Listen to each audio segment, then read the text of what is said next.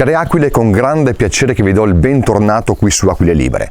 Aquile Libere che cambia nella forma ma si arricchisce nei contenuti. Ci vedrete molto spesso in questa edizione, in questa stagione, girare all'esterno, perché vogliamo farvi vedere e mostrarvi quelli che sono gli angoli più incantevoli del nostro Friuli. Qui per esempio oggi ci troviamo presso via Molini a Codroipo, vicino al Parco delle Risorgive. Come dicevo prima, come prima vi accennavo, i contributi si arricchiscono in questa nuova, per così dire, forma di Aquile Libere.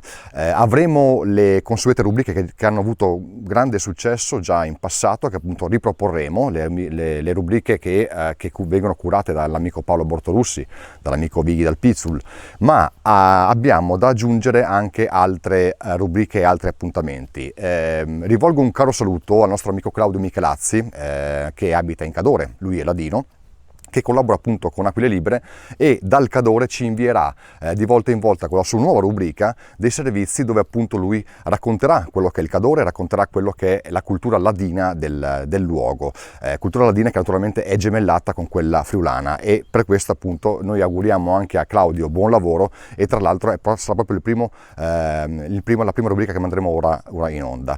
Tornerà appunto anche Visi dal Pizzul con la sua rubrica Miss Lich Furlans, la storia dei proverbi in Friuli e in lingua friulana, raccontati appunto dall'amico Luigi. Infine riavremo il professore Gottardo Mitri, intervistato da Paolo Bortolussi nella sua rubrica Une Chiacchierade. Ricordo che appunto è la terza parte, quella che andrà in onda tra poco. Per rivedere le altre due potrete andare sui nostri canali YouTube di Aquile Libere. E quindi io vi auguro buona visione, di nuovo un bentornato, e lancio la linea all'amico Claudio Michelazzi.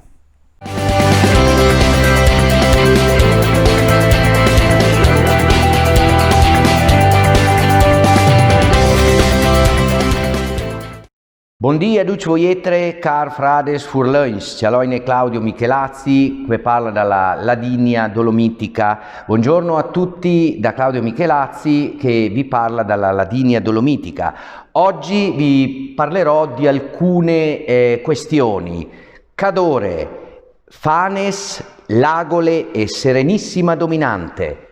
Cadore, secondo alcuni studiosi, il nome Cadore deriverebbe dalle parole celtiche Catu Brig, altura della battaglia, e così i primi abitanti di questa meravigliosa zona delle Dolomiti, già patria del Friuli, sono conosciuti come Catubrini, Celti Catubrini, fratelli dei Celti Carni. Secondo argomento di oggi, i Fanes. Il regno dei Fanes è uno dei poemi epici delle nostre Dolomiti ladine, considerato un poema epico importantissimo e uno dei poemi più belli di tutte le microculture europee. Nel regno dei Fanes troviamo la contrapposizione tra i Fanes, appunto, che secondo diversi studiosi rappresentano le tribù retiche pre-indoeuropee, e le tribù celtiche limitrofe, fra cui i Catubrines. Terzo argomento, Lagole. Lagole è il centro più sacro di tutto il Cadore, è una zona meravigliosa fatta di laghetti, di fiumi, di torrenti, di ruscelli e di boschi. Lagole è un santuario importantissimo, un santuario del mondo celtico, perché noi sappiamo che tutte le tribù celtiche di tutta l'area culturale che va dall'Europa centrale alla Gran Bretagna, all'Irlanda, ai Balcani, tutta l'area culturale celtica aveva una venerazione incredibile per i luoghi d'acqua, e questo lo possiamo vedere anche nel ciclo arturiano, nelle leggende di Re Artù, dove l'elemento acqua ha una funzione di primaria importanza.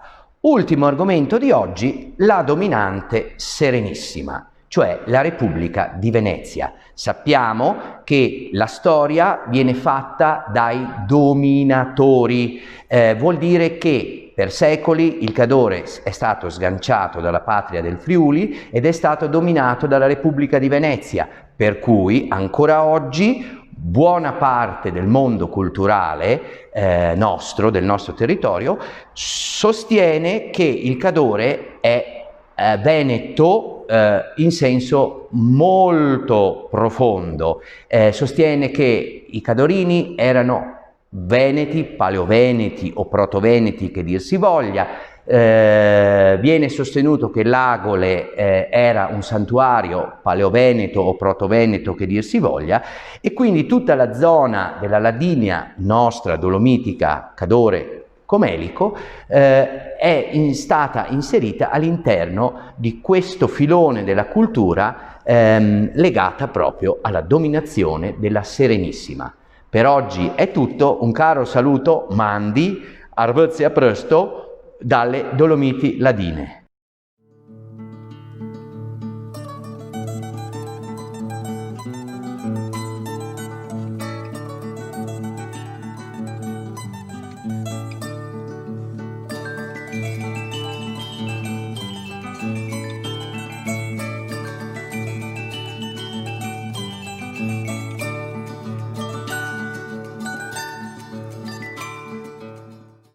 Allora, io sono Luigi del piccolo pai italians e Viglie del piccolo pai furlans. Buondì, amici furlans. Allora, io conduco queste rubriche che si chiamano Misclic furlans. Misclic perché gli argomenti che la RAI ha trattato di volta in volta saranno differenti.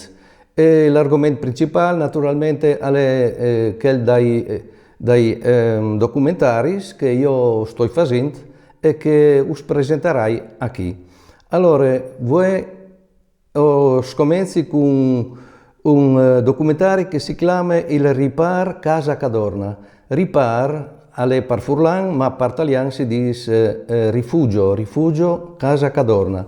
È un ripar che è messo sul carso, e è una casa in murature fatte su dal 1915, quando erano le guerre le grandi guerre mondiali. E si chiama Casa Cadorna perché in quel periodo è stato il generale Luigi Cadorna a fare visite al front. Il front è messo proprio a est, a Sorelli Jevat, quindi gli austro-ungarici. Questo disegno che sto spiegando non è un discorso di guerra, è un discorso ambientale, e allora perché però bisogna in qualche maniera anche illustrare il paesaggio che si va a vedere. Allora, quel che io metto in risalto è le camminate che si possono fare, che l'ambiente lì, che è veramente un ambiente fantastico, bello, per poter camminare con i famiglie anche. Si può inviare naturalmente i trincei che erano in che volte, i casematis, cioè i casis che si difendevano i soldati, e dopo si può camminare al mezzo del bosco. Quindi è un documentario ambientale che potesse vederlo non dura neanche tanto. Potete vederlo allora, chi no, purtroppo, perché vi massa poco tempo, potete vederlo su YouTube. YouTube e potete scegliere sotto dal nostro schermo dove vengono tutti il link. Ecco, se non volete proprio fare quel link lì, potete digitare luigidelpiccolo.youtube, lo dice come che si scrive, e potete vedere questo filmato. Il titolo è Il Ripar Casa Cadorna. Scusate. Ecco, mi raccomandi, il documentario è tutto per Furlan, e perché viene fatto per Furlan, per invogliare anche voi altri a cercare per Furlan conduci, sempre. E io, cari amici Furlan, con questo saluti e si vediamo le prossime volte, dove verrà descritto un altro documentario, magari differente di quel che, e perché queste rubriche si chiamano Misclic. Mandi a amici Furlan.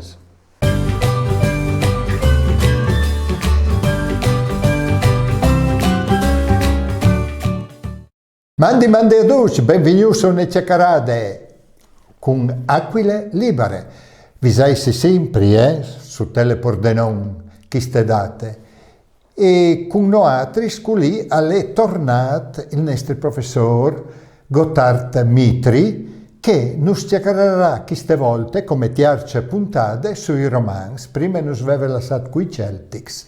Allora, mandi, professor. Mandi Paolo, mandi a Ducci.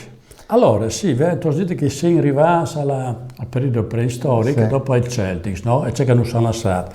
No, quindi calcolare che il periodo che viene dopo, in pratica, in quel periodo lì, è precisamente dal 181 p.C., il Friul rientra dalla storia, per via che chi arrivano i Romans, con la deduzione dalla colonia di Aquileia.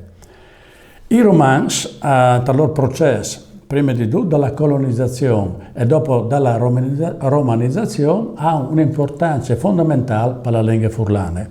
Lingue che vi dite, che appunto, attaccando alla prima puntata, vi dite che è la storia di un popolo che aveva che lingue. E allora, i romans avevano qui a favore in latino, o un latino un po' per sorte, no? Che è l'ufficiale dalle letterature. In ogni caso, che lingua che avevano la enti colonos che arrivavano schenti, era sorremettude queste lingue, per sore la lingua che avevano i popoli che erano qui, la enti che qui. E lì la lingua latina veniva un po' sturpiata. I romans la pronunciavano incorretta e la enti la ripeteva un freganin sturpiata. Questo fenomeno di volgarizzazione del latino ha dentro tutti le lingue appunto neolatinis o lingue romanzis, perché il fenomeno è perdotto uguale compagno da là che restano i romans. Allora, facendo qualche esempio, se i romans ad esempio in tabula, il furlan sparagnino ha detto taule e i francesi hanno detto table. Se i romans ad esempio in cuna, noi vi dite che è la scune, la culla. Se i romans dicevano lingua, noi vi dite lenghe. Se i romans dicevano cattedra, noi dicevamo chiadre. Se i romans dicevano fulgur, noi dicevamo folk. E difatti noi lo abbiamo imparato bene perché tal proverbio è, o tal modo di, o dalla sorta di imprecazione, folk che ti trae, che ti viene un fulming, un folk. La roba che ha marcato la presenza dei romans è dal lessico, ma soprattutto anche dalla toponomastica. Praticamente che i paesi furlans che hanno la Iesude, la finale in anno, sono proprio di riunde di origine latina. Praticamente è un nome prediale, venga stai che è un territorio, un tocco di terra, che è proprio non dal proprietario. Se il territorio era paron un certo Marius, il predium, il tocco di terra, era predium Marianum. Se era un Setilius, predium Setilianum. Prima aveva Marian, dopo aveva Sedean. Se era un predium, un tocco di terra di Flavius, predium Flavianum, e aveva Flaiban. Ecco, però qui iscogni anche giunta che altre sdrume di toponims che riguardano i paesi furlans che vengono in finale a Coico, che qui però è di collegare ad un proprietario celtic, e quindi vin Pantianicco, Remanzacco, Bicinicco, Pagnacco, Laipacco. È di giuntare la stranezza e favelare di celtici, perché il toponimo Chiargnà che viene in Sottudin è compagno che il paese che è in Francia, che è Carnac, per dire che questa è stata di questi bandis. I romanzi stanno qui fin tramai alla metà del 400, con la colade, e arriva in quel punto che tutti i popoli di sorelle Jevat, vengono stai Gos, Visigos, Ostrogos e tutte queste qui. E si parte da voi queste lingue praticamente germaniche e da queste grandi hai anche fanno parte anche i Longobars. E sin alla metà dal 500 arrivano i Longobars che danno al Furlan un grossissimo contributo di Peraulis, il primo grosso contributo. Allora Peraulis come Brut, la Brut, cioè l'agnore volgarmente, è il tedesco Braut, l'aggettivo flap, furducchie, il trapano, la gorne, la grepie, la gruse, sono parole longobardis, come spaccà, il tasseis di scuotere, non nel senso di rompere. Parole come strucchià o struntià, come roste, la roste dal tilimento, venga stai l'argine, la parola aggettivale lami, la parola lobie, il sottoportico, no? Parole che noi, dopo qualche volta per dire a una persona tu sei un scalfarot alle Longobard. Ecco, e vi in tutte queste serie di parole che sono restate e le lingue germaniche, staccando dal Gotic e dal germanico partire da Longobards, è il secondo contributo principale in tale lingue furlane. Io darei che succederà in tai secoli dopo, perché queste robe restano poi manco invariate, fin mai alla colade dal patriarcato, che il patriarcato ha dato un'altra sburta di parole stodesti per via che nei primi 2 secoli del patriarcato i patriarchi erano di riunde germaniche della Baviera o della Carantania o chi persone. E l'accordo che si portava in lavoro ha lasciato qualche parola sul territorio che la Int ha passato dalla sua lingua di ogni giorno. Bene, allora, professor Gotthard Mitri, io ti ringrazio di questo periodo che tu non sei scontato e faremo anche un'altra trasmissione sempre l'antindenante dal dopo Longobard, come chi viene lasciato in nostri ascoltatori. E con questo io us saluti e us dis come al solito, Furlan, Fevelai Furlan. Mandi a Duc. Mandi a Duc.